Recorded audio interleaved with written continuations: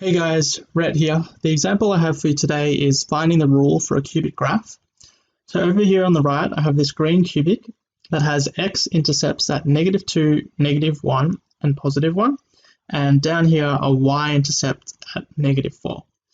So I have pre-written this equation here, the x-intercept form, or the factorised form of the graph. Y is equal to a, x minus m, x minus n, x minus p. So my job is to find the values of m, n, and p. Okay, so first of all, I just start off from pure observation of the graph. Y is equal to a. Okay, so the value for m is -2, so it becomes x plus 2 over here. The value for n is -1, so I get x plus 1 here. And the value for p is +1. So I get x minus 1 over here. I need to use the fourth piece of information. So I'm going to say sub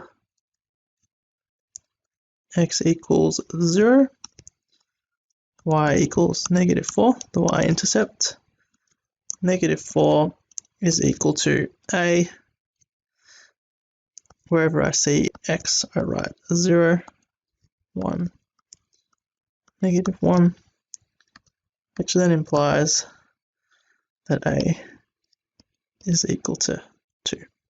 Therefore, y is equal to 2, x plus 2, x plus 1, x minus 1. Okay, and that's the end of the question. Feel free to like and subscribe, and as always, good luck with methods.